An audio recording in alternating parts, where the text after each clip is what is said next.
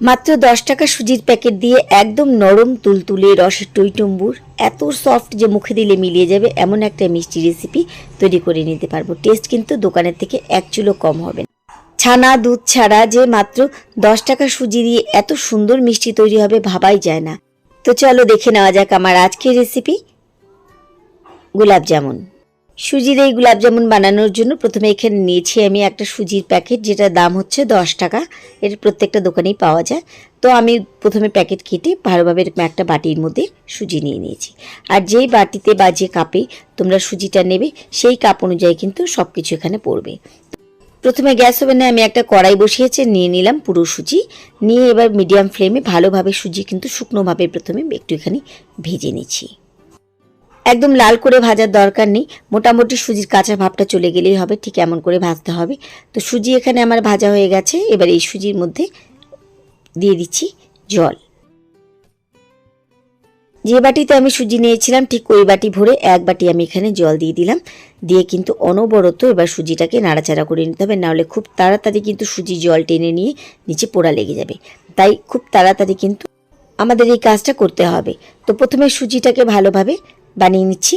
আর আমি এখানে জল দিচ্ছি, তোমরা চাইলে এখানে লিকুইড দুধ দিতে পারো, তবে দুধ দেওয়ার দরকার নেই, এটা জল দিয়ে কিন্তু খুব ভালো তৈরি হয়। তো সুজিটাকে যতক্ষণে জল না টেনে যাচ্ছে ততক্ষণে কিন্তু ভালোভাবে সুজিটাকে রান্না করতে হবে। তো এক পর্যায়ে দেখো জল টেনে গেছে আর পুরো সুজি কিন্তু জমান শুরু হয়ে গেছে। তো এক পর্যায়ে দেখো এখানে ভালোভাবে সুজি কিন্তু আমাদের সেদ্ধ হয়ে গেছে। সুজি যখন এরকম কড়াই ছেড়ে আসবে মানে সুজি হয়ে গেছে, এর থেকে বেশি আর শক্ত করার দরকার নেই। এবার এই সুজিটা আমি একটা থালার মধ্যে ঢেলে নিচ্ছি। হাত সহ্য করতে পারবে ঠিক এমন অবস্থায় সুজিটাকে ভালোভাবে প্রথমে আমি থালার মধ্যে একটুখানি ছড়িয়ে নিচ্ছি। এবার এর মধ্যে দিয়ে দিচ্ছি হাফ চামচ বেকিং সোডা আর সাথে দিচ্ছি হাফ কাপ মিল্ক পাউডার। যে কোনো ব্র্যান্ডের মিল্ক পাউডার তোমরা এখানে নিতে পারো, এতে কি হবে একটা খোয়ার টেক্সচার আসবে। এবার ভালোভাবে আস্তে আস্তে করে সুজি, বেকিং সোডা আর মিল্ক পাউডার একসাথে ভালোভাবে ময়দা যেমন করে মাখি ঠিক তেমন করে মেখে নিচ্ছি।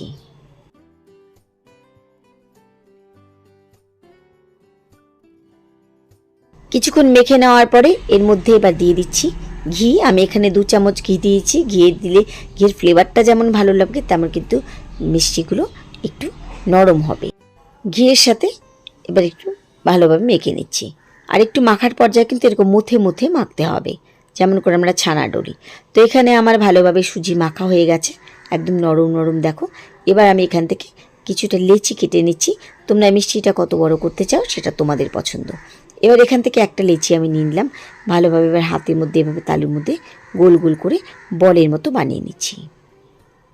মিষ্টিগুলো ভালোভাবে বানাতে হবে যেন গায়ের মধ্যে কোনো রকমের ক্র্যাক বা ফাটল না থাকে। তার কারণ কি, মিষ্টিগুলো এতটাই নরম হয় যে যখন তুমি এগুলোকে রসে দেবে তখন তাহলে ফাটা থাকলে একদম গলে যাবে। মিষ্টিগুলো ভেজে নেওয়ার জন্য আমি কড়াইতে সাদা তেল নিয়ে নিচ্ছি। আর তেলটাকে কিন্তু একটু ভালোভাবে গরম করে নিতে হবে। অন্য মিষ্টির ক্ষেত্রে যেমন আমরা হালকা গরম তেলে মিষ্টিগুলো ভাজি, কিন্তু এই মিষ্টিগুলো ভাজার জন্য কিন্তু তেলটাকে একটু গরম করে নিতে হবে। নিয়ে মিষ্টিগুলো প্রথমে আমি ছেড়ে দিচ্ছি। আমি একবারে সবগুলো দিচ্ছি না, আমি অল্প কটা করে মিষ্টি এখানে ভেজে নিচ্ছি। এবার যেমন করে আমরা গোলাপ জামুন ভেজে ভেজে রং আনি ঠিক তেমন করে এই মিষ্টিগুলোকে হালকা করে ভেজে ভেজে মিষ্টিগুলোতে কালার আনতে হবে। এখন মিষ্টিগুলো নাড়াচাড়া করার দরকার নেই, কারণ মিষ্টিগুলো কিন্তু এখন খুব নরম রয়েছে। তাই একটুখানি ঠেলে ঠেলে জায়গা থেকে সরিয়ে দিয়ে মিষ্টিগুলোকে আমি এখানে ভেজে নিচ্ছি।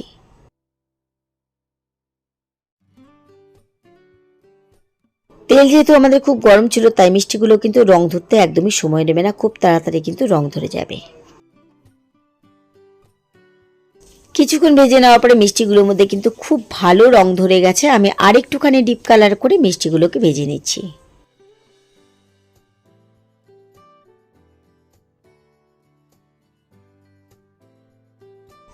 মিষ্টিগুলো আমার ভাজা হয়ে গেছে। এবার এই মিষ্টিগুলোকে আমি তেল ঝরিয়ে তুলে নিচ্ছি। এইভাবে ঠিক বাদ বাকি মিষ্টিগুলোকে একইভাবে ভেজে নিচ্ছি। মিষ্টির জন্য শিরা বা চাশনি তৈরি করার জন্য যে বাটিতে আমি সুজি নিয়েছিলাম ঠিক ওই বাটি মেপে 1.25 বাটি নিচ্ছি চিনি।